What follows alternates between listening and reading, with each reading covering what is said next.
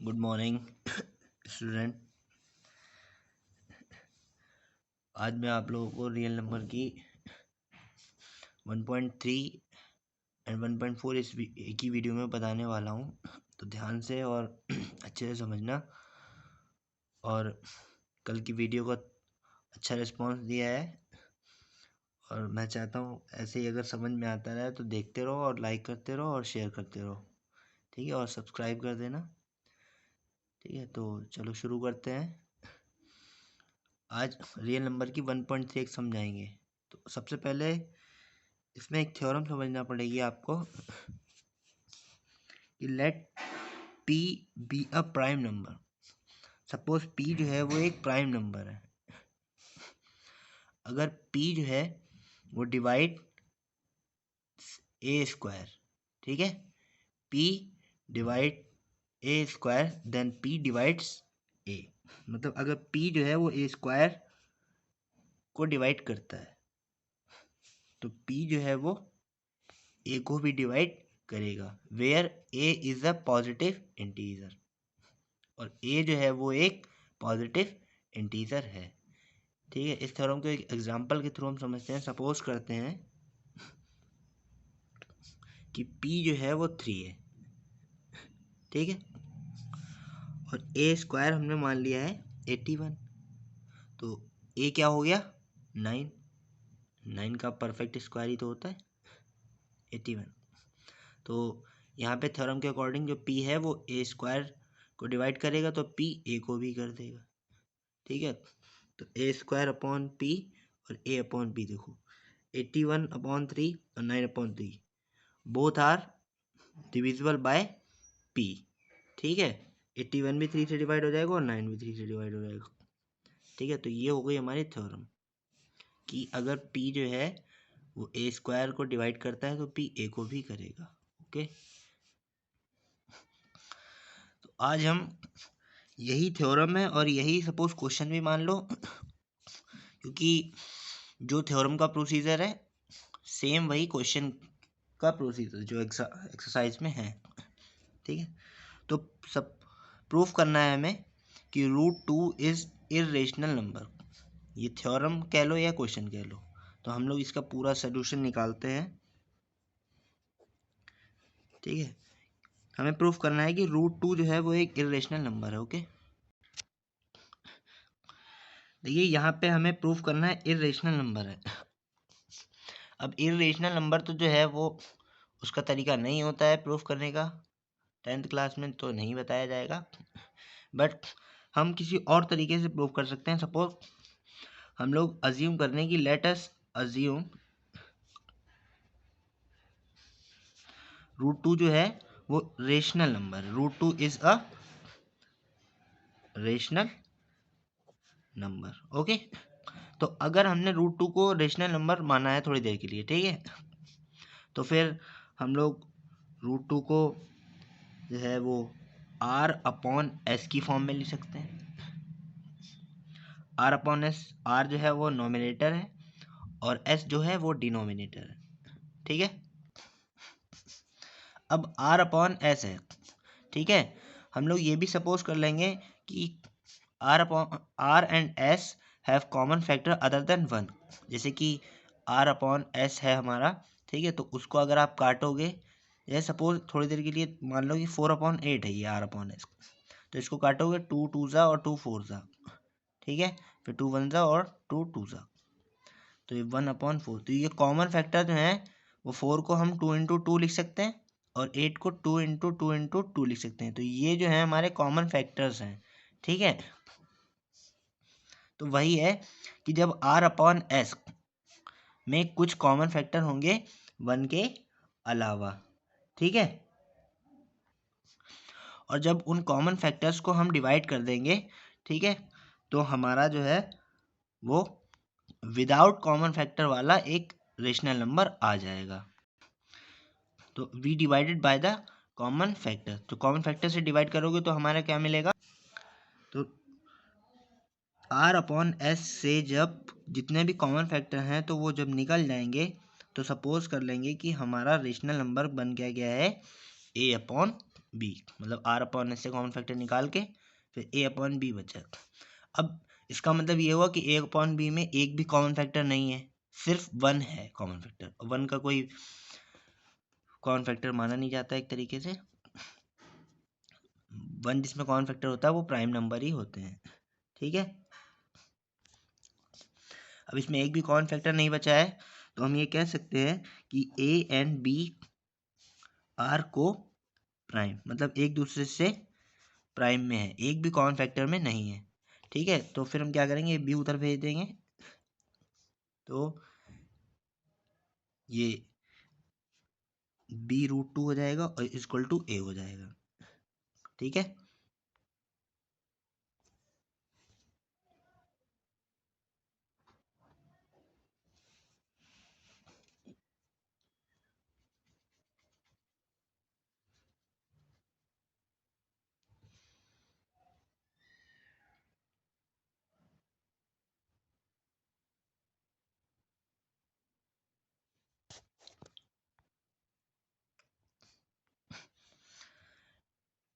Squaring both side कर लेंगे, तो स्क्वायरिंग बोथ साइड करोगे, बी का बी स्क्वायर हो जाएगा, रूट टू का ऊपर स्क्वायर जाएगा तो ये रूट टू चला जाएगा, सिर्फ टू बचेगा और इक्वल टू ये ए स्क्वायर हो जाएगा। इसको सीधा करके लिख लो, two B square equal to A square, right. अब जो हम लोगों ने इससे पहले थ्योरम पढ़ी है कि P divide A square then P divide ए, ठीक है, तो वही है कि बाय थ्योरम क्या होगा कि if two divides a square then two divides a, okay. इस टर्म को मैं साइड में समझा देता हूँ। सपोज कर लूँ कि ए जो है वो टू सी है, तो फिर ए स्क्वायर जो है वो फोर सी स्क्वायर हो जाएगा।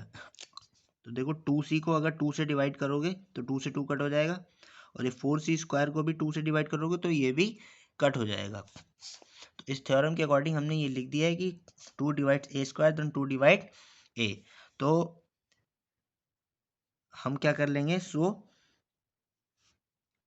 We can write A is equal to two C, जैसे कि हमने इधर माना है, ठीक है। A is equal to two C हो गया, यहाँ तक समझ में आ गया आप लोगों को।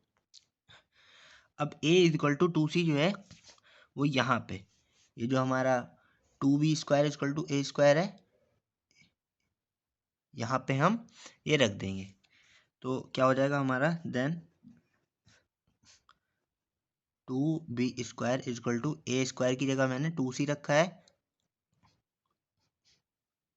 तो टू सी का स्क्वायर मतलब two B square equal to four C square हो गया। ये टू वन ज़ा टू और टू टू ज़ा फोर, डिवाइड में जाके कट जाएगा, B square equal to two C square आ गया। अब ये चीज़ आ रही है, ओके। फिर again apply theorem,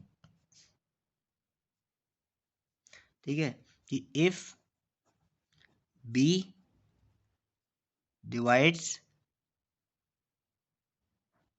sorry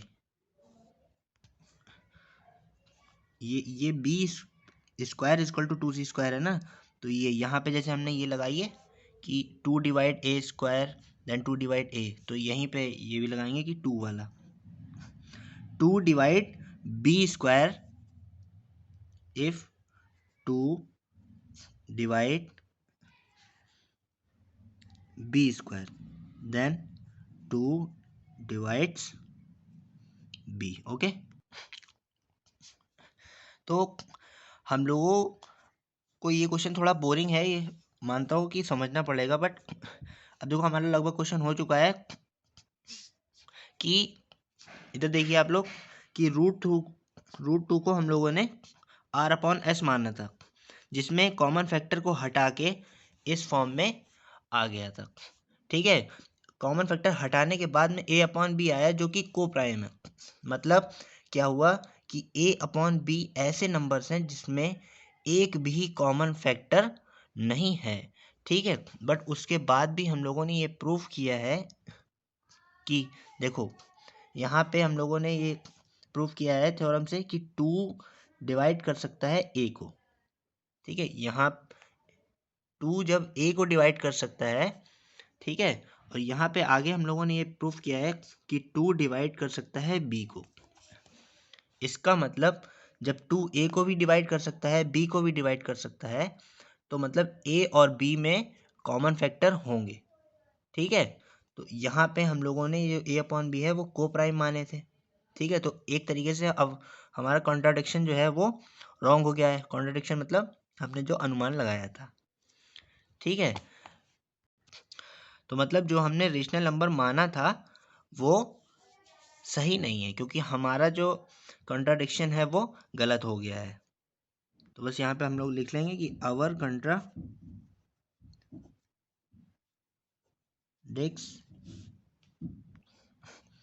that fact, मतलब हमारा जो कॉन्ट्राडिक्ट था कि a and b have no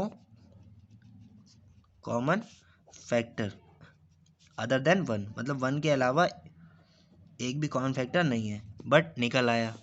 so our assumption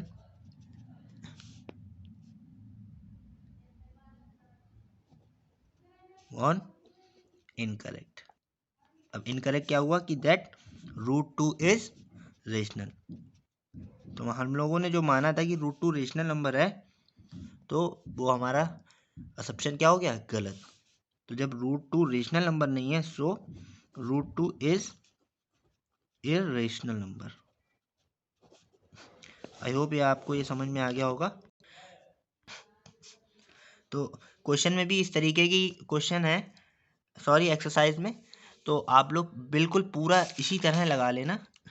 थोड़ी सी लेंथी है और बहुत ज़्यादा बोरिंग है, बट समझोगे तो समझ में आ जाएगी। ओके, ये कुछ इंपॉर्टेंट पॉइंट है दैट कि द सम और difference of a rational and irrational number is irrational.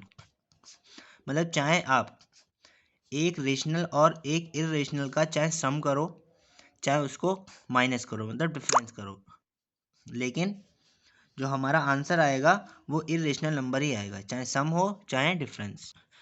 Next भी इसी तरीके से है कि the product and the quadrant of the non zero rational and irrational number is irrational. मतलब चाहे आप मल्टीप्लाई करें चाहे आप डिवाइड करके जो क्वाड्रेंट निकलेगा, ठीक है, वो भी नॉन जीरो वाला, एक रेशनल और एक इररेशनल नंबर का, तो आंसर जो आएगा वो नंबर भी एक इररेशनल नंबर ही होगा। तो प्रूव हमें करना है कि 3 + 2√5 इज अ रेशनल नंबर।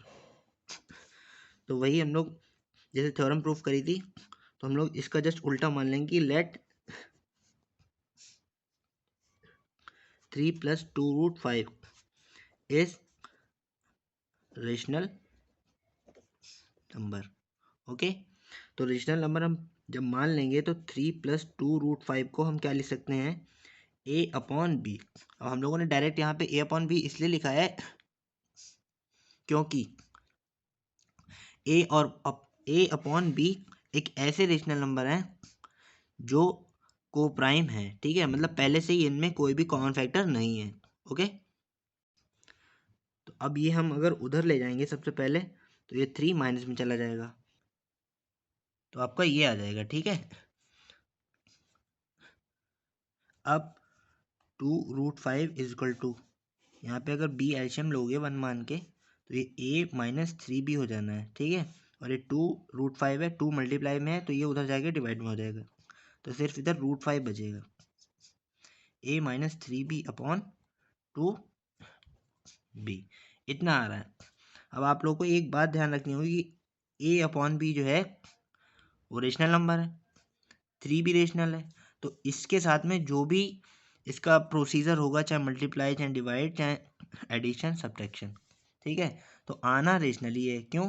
क्योंकि ये भी रेशनल है और ये भी रेशनल है, ठीक है। उसके बाद में जब ये 2 जो है वो डिवाइड में भेज दिया है, तो ये 2 से मल्टीप्लाई हो गई, 2 भी रेशनल था पहले से ही, ठीक है। तो इसके साथ में भी जो प्रोसीजर होगा फिर पूरा रिजल्ट इसका रेशनल आएगा, मतलब a-3b/2 2b रेशनल है, और उसके सामने जो √5 है वो इरेशनल है। मैंने आपको पहले बताया था कि जो रूट से बाहर नंबर निकल आएंगे वो रेशनल होते हैं, और जो रूट से बाहर परफेक्टली ना निकल पाए वो इरेशनल होते हैं। तो बस हमारा यहीं पे कंप्लीट हो गया है कि here a-3b/2b is rational number but √5 is irrational. तो हम लोगों ने ये प्रूफ कर दिया है कि इस रेशनल नंबर के सामने एक इरेशनल हो ही नहीं सकता है। ठीक है, तो जो हम लोगों ने माना था कि 3 + 2√5 एक रेशनल नंबर है, तो अगर 3 + 2√5 रेशनल नंबर है तो उसके सामने भी रेशनल नंबर ही आना चाहिए था, बट आफ्टर सॉल्विंग √5 आ गया है जो कि इरेशनल है। तो अवर assumption gone wrong या इनकरेक्ट। ठीक है, इनकरेक्ट लिख लो, ज़्यादा बेटर है। सो 3 + 2√5 इज इरेशनल नंबर। ओके, ये प्रूव हो गया है। नेक्स्ट एक और इसी टाइप का क्वेश्चन बताता हूँ कि प्रूफ 7√5 इज इरेशनल नंबर। तो क्या करेंगे, सबसे पहले वही लेट करेंगे कि 7√5 इज रेशनल नंबर। ओके, तो फिर 7√5 को हम a/b की फॉर्म में लिख सकते हैं, और a/b एक ऐसा रेशनल नंबर है जिसके कोई भी कॉमन फैक्टर नहीं है, मतलब a/b जो है वो कोप्राइम है। तो सिंपल सी बात है, 7 क्या करना है अपने को, उधर भेज देना है। तो √5 इधर रहेगा और ये 7 इधर डिवाइड में आया तो 7b हो गया। अब a/b हमने रेशनल माना है, रेशनल तो है ही। ठीक है, तो here a/7b is rational number but in front of this √5 जो कि हमारा क्या है, irrational, but √5 is irrational number. तो एक रेशनल के सामने इरेशनल इक्वल में तो हो नहीं सकता है। ठीक है, जैसे 2 = 2 ही होगा ना, 2 = 4 तो हो नहीं जाएगा। बस वही लिख देना है कि our assumption gone incorrect, so 7√5 is irrational number। Answer. एक और नेक्स्ट क्वेश्चन देख लीजिए ताकि आप लोगों को अपने नोट्स बनाने में बहुत आसानी हो। हमारे चैनल को देखते रहिए क्योंकि हमारे चैनल पे आप एक एक क्वेश्चन के नोट्स बना सकते हैं। ठीक है, मैं जो बिल्कुल सेम होता है क्वेश्चन वही छोड़ता हूँ, बाकी एक भी क्वेश्चन नहीं छोड़ता हूँ। तो वही हम लोगों को लेट कर लेना, लेट 1/√5 इज रेशनल नंबर। तो 1/√5 को हम a/b लिख सकते हैं। ठीक है, अब क्या करना है अपने को, बस कि इसका रेसिप्रोकल कर लोगे, तो जब रेसिप्रोकल करोगे तो √2 = b/a हो जाएगा। अब देख लो कि ये पॉसिबल हो सकता है कि a/b अगर रेशनल है तो b/a भी रेशनल होगा, राइट। तो अब देखो b/a here b/a is rational number but in front of this √2 is irrational number. तो एक रेशनल के सामने इरेशनल नहीं हो सकता है। तो आवर assumption gone incorrect, हमारा जो अनुमान था वो गलत हो गया है। सो